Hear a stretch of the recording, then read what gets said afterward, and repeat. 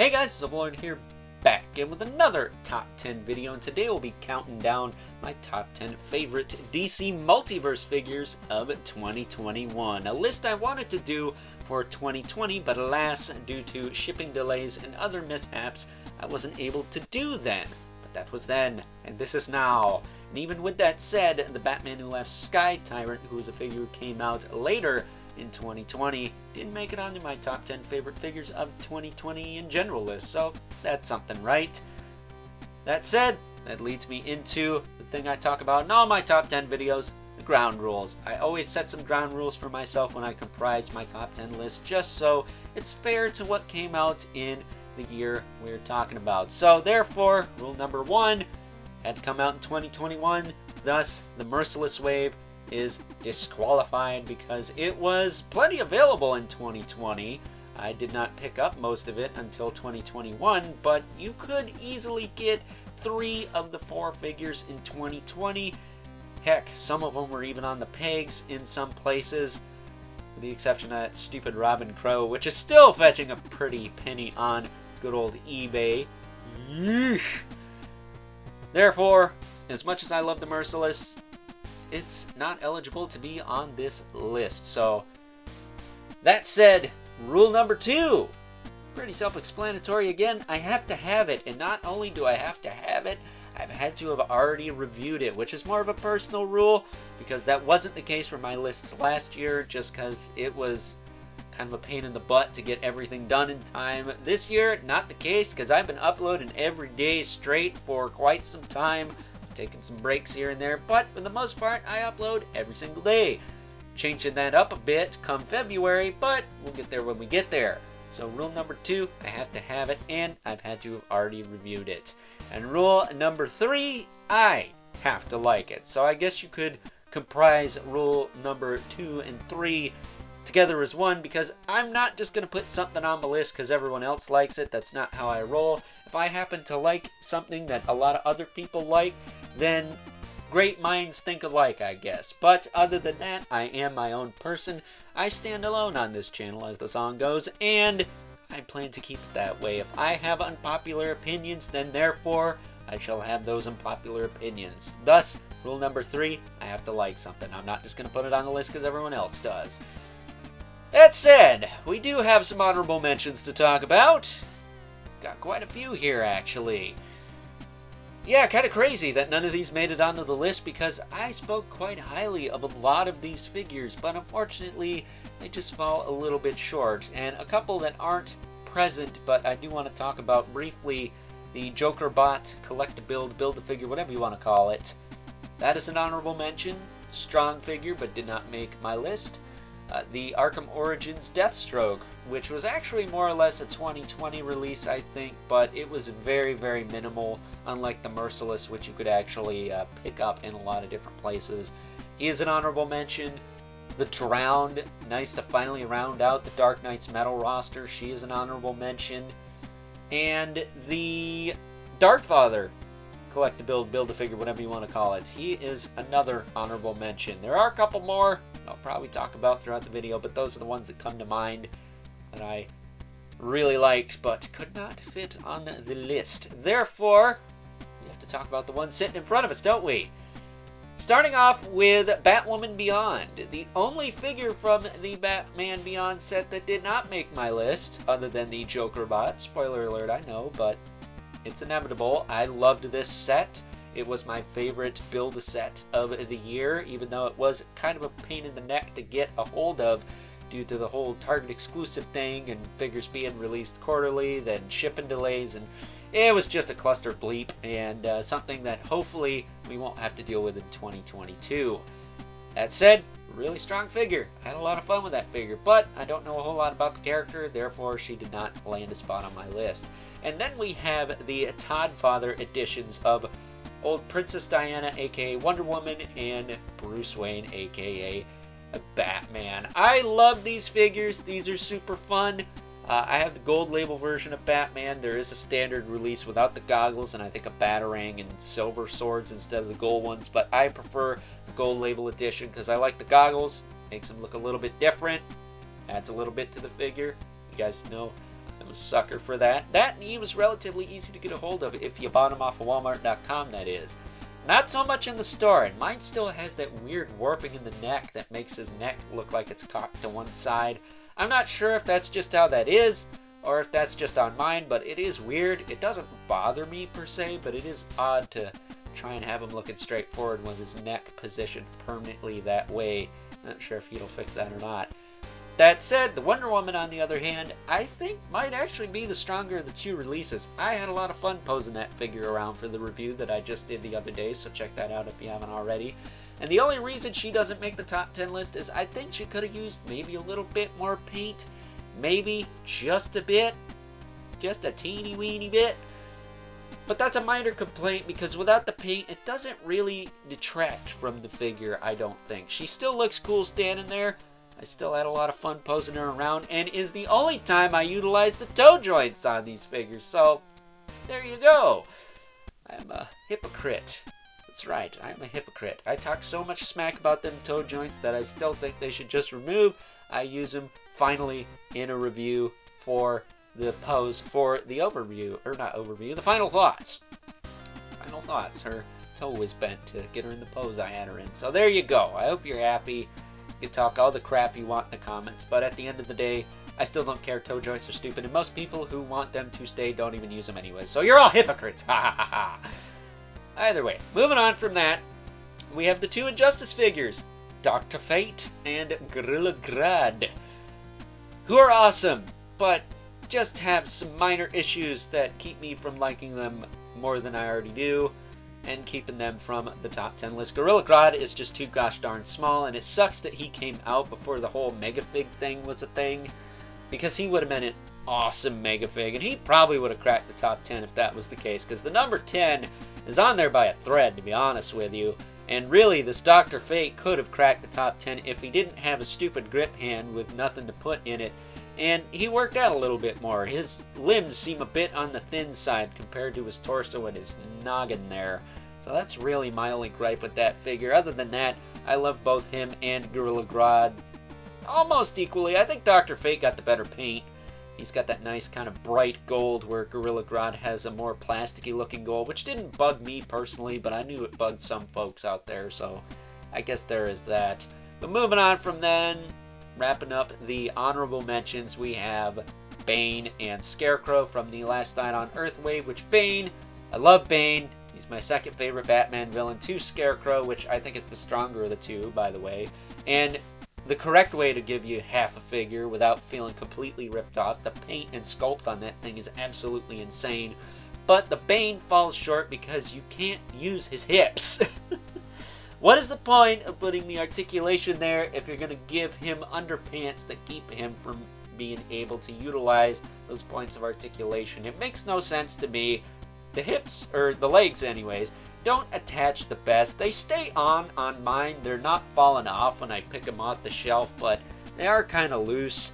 So, you know, he unfortunately came out before they kind of perfected the collectible build, ironically. And unfortunately, he just falls short of my top 10 list. So with that being said, we had some figures that were solid but just not strong enough to crack the top 10, and some that just had some minor disappointments and issues to them that kept them from making the top 10, which is typically how honorable mentions work. So with that being said, without further ado, let's kick things off with the number 10 spot. Coming in at the number 10 spot is Blight from the Joker Bot / Batman Beyond / Futures End wave, whatever you want to call it.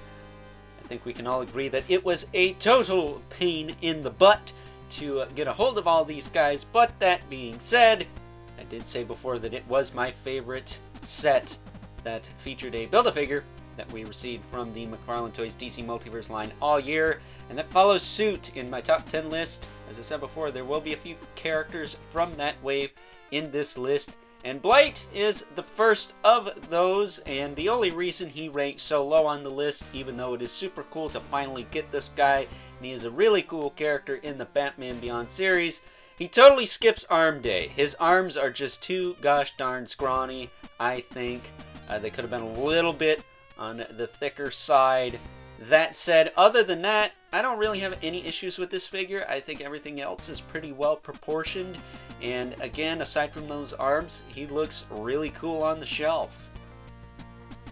At the number 9 spot is probably the most recent addition to this list, and that is of course going to be the Comedian Joker from the Three Jokers line. This guy was a GameStop / Walmart shared exclusive ?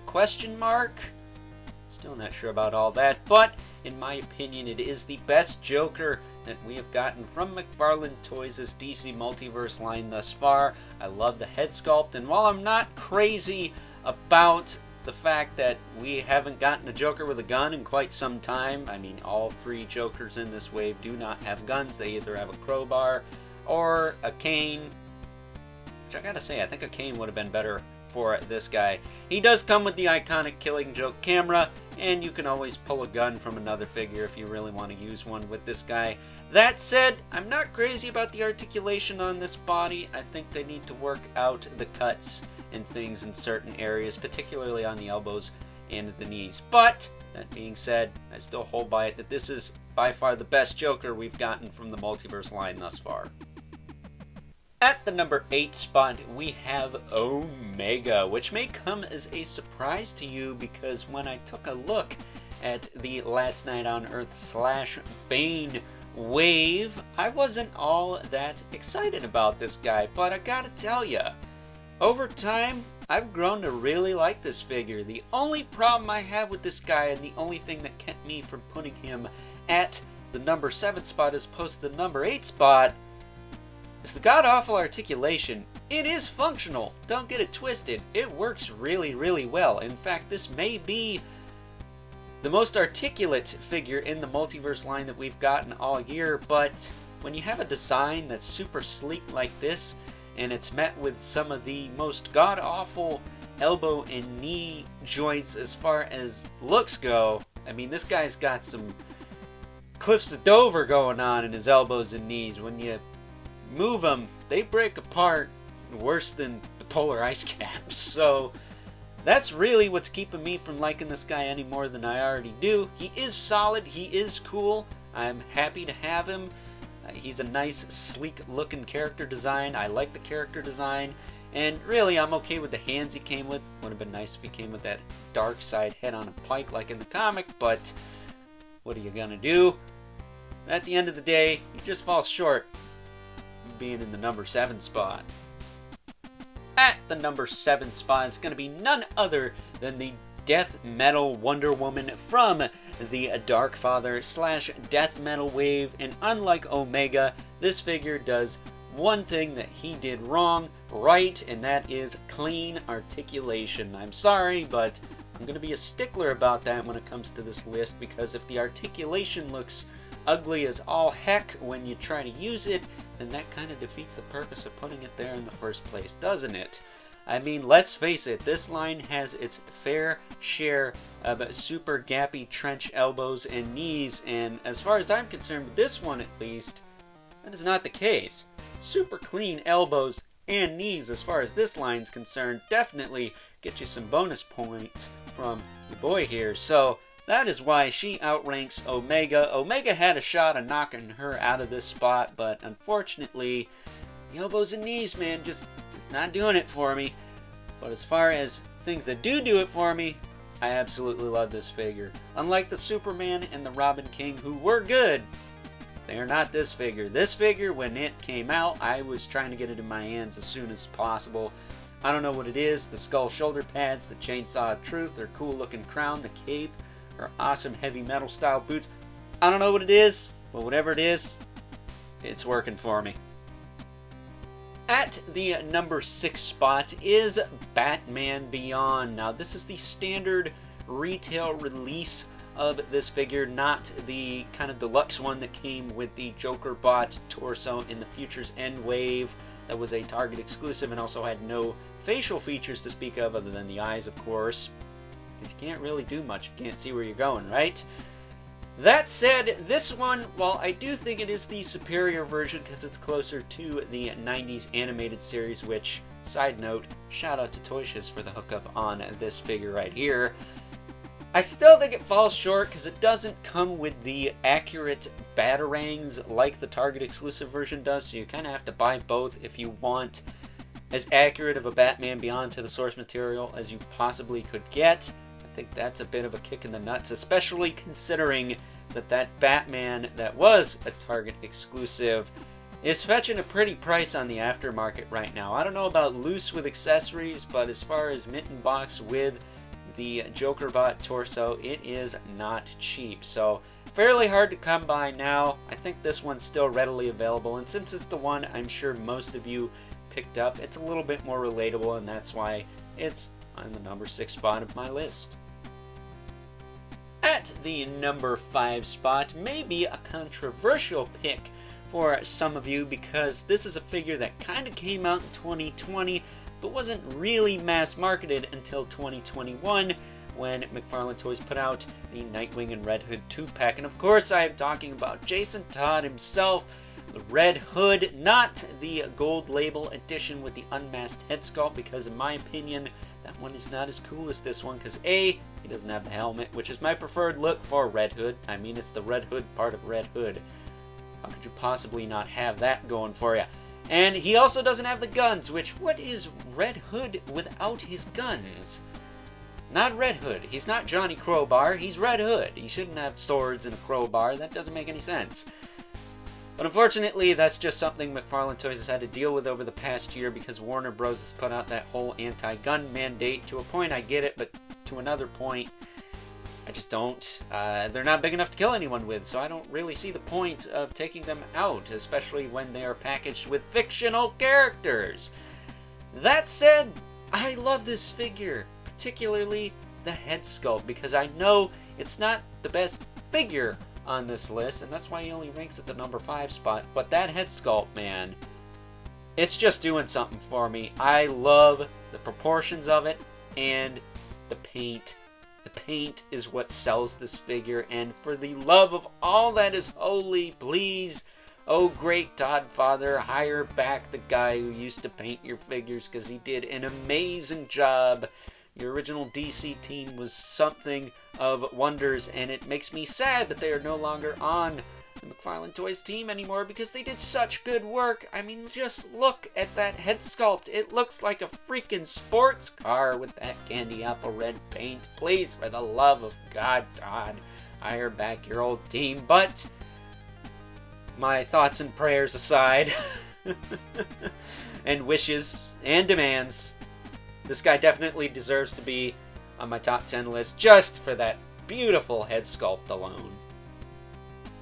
And now it is time that we move on to the Big Four, and the first member of the Big Four as far as my top 10 DC Multiverse Figures of the Year goes. It's probably another controversial pick, because I don't see a lot of people talking about this guy, even though there is literally almost nothing wrong with this figure other than the lack of accessories, and kind of goes back to the Batman Beyond where you had to buy both versions to get the full shebang. Got to do the same thing with this guy too, and that is of course going to be Shriek. Now this is the helmeted version of Shriek, the Target exclusive version from the JokerBot / Features and Wave. And what can I say about this figure that I haven't already said about it in my overview / review of this wave and figure? I absolutely love this figure. He's super duper clean.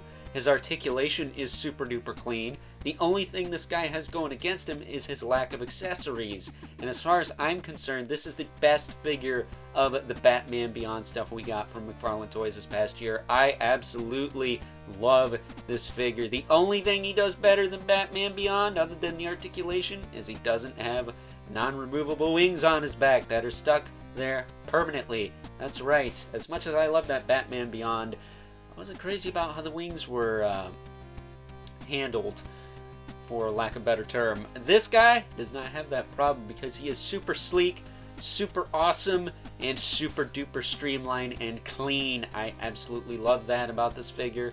That's why he ranks so high on my list.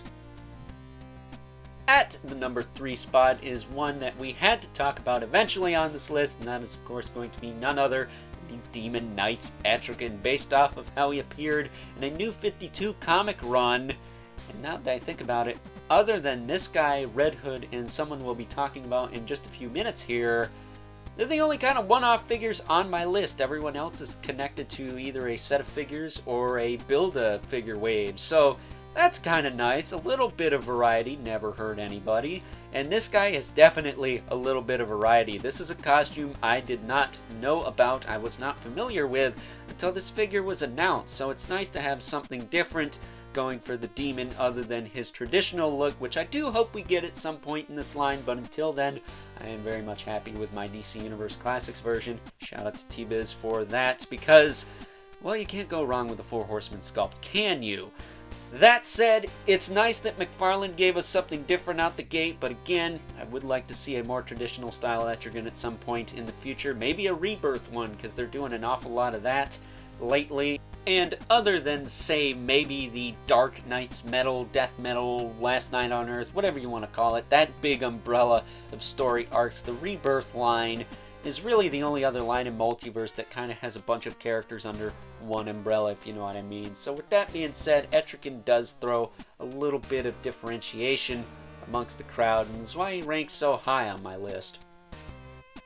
At the number 2 spot, and who else could it have been? Maybe Etrigan, but I did have my issues with that figure as far as getting him to stand without taking a spill. Of course, we're going to be talking about the Death Metal Batman with his trusty steed, the Death Metal Bat Cycle. I mean, just look at this thing.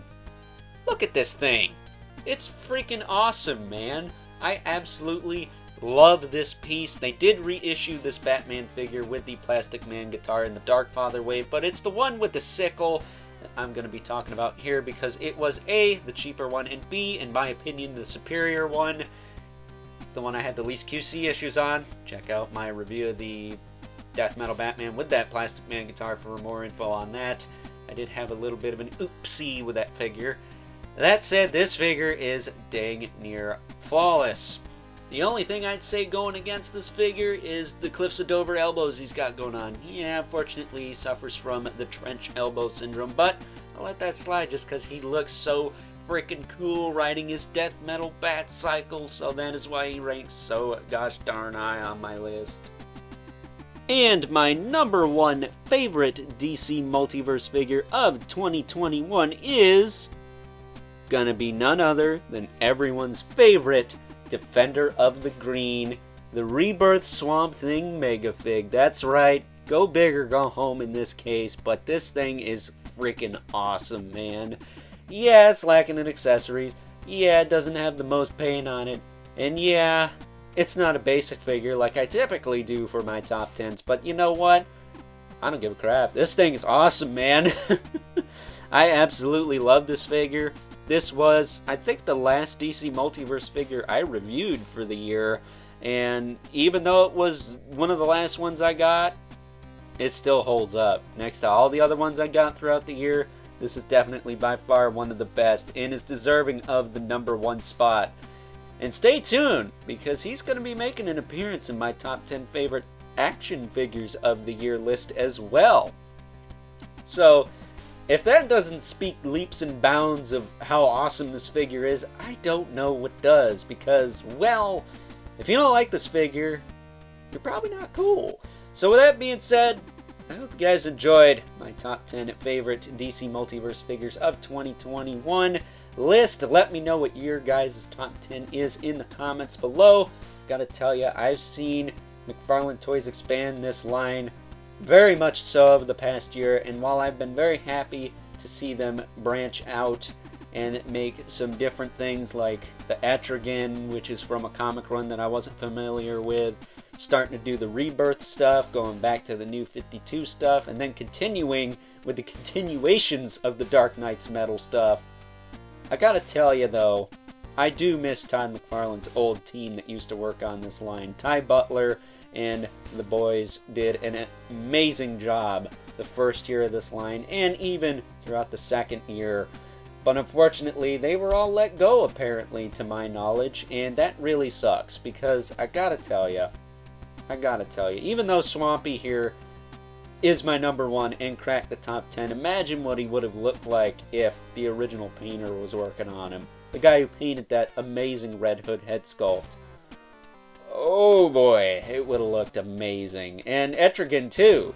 Just imagine what he would have looked like if that guy painted him. Either way, it is what it is, and I gotta be honest, halfway through the year it seemed like the quality took a dip too. I don't know about you guys, but I've had several issues over the past few months with some of the multiverse figures in particular, and it's getting kind of old. Not gonna lie, the first year of this line I didn't have any problems at all with any of the figures I bought, and now this year it just seems like problem after problem after problem after problem. It kind of sucks, so hopefully we'll see less of that in 2022. I'm keeping my fingers crossed for that, but it is concerning because this line is just starting to pick up steam and branch out into other things, and the quality is just starting to take a dip for me personally. Maybe that's just a me thing, that's just my dumb luck as usual, but when you get an infected King Shazam and he not only has 2 right arms, one of which doesn't even stay on the freaking peg, and 2 right hands instead of the extra left hand he should have come with, that's when the quality takes a dip. Sorry, not sorry, but that is unacceptable.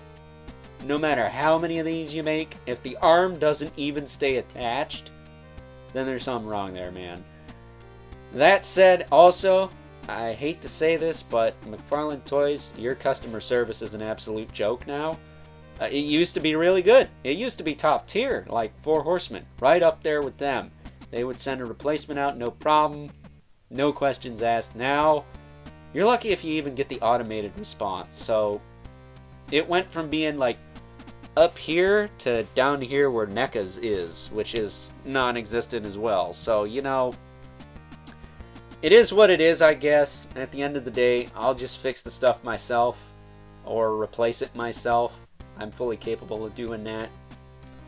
The stores still seem to have a lot of stuff available still despite the holiday season, so there are a couple of things I need to replace and or swap out, so I'm gonna just have to do that on my own. But at the end of the day, the whole reason of customer service is to help the customer out, and when you work a job like mine, which I've worked retail before, I have no choice but to help people out. So, you know, I don't just hide behind a computer and ignore people. I'm just saying that's not how it should be.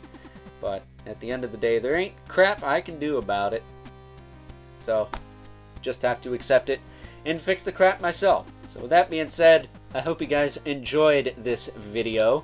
Don't forget to comment, like, and subscribe. And if you are so inclined, please hit that notification bell so you'll know whenever I upload more content to the channel. Got my top 10 favorite action figures of the year list going up tomorrow, because we gotta show that algorithm who's boss, right? That video better do pretty good, because it is gonna be one heck of a video. I think you guys are gonna be very much looking forward to that. I hope you are anyways. I think you are, but I hope you are. But if you haven't already, hit me up on Instagram at Overlord Productions. But as always, please keep the comments civil, because the world sucks enough as it is, especially when you see one of your favorite companies kind of go down the toilet over the past couple of months. I gotta say, it's something I was not anticipating, but to be honest with you, I think I've had less problems with Hasbro figures than McFarlane figures over the past year. Ain't that a shocker? But until next time, as always, I'll catch you guys later.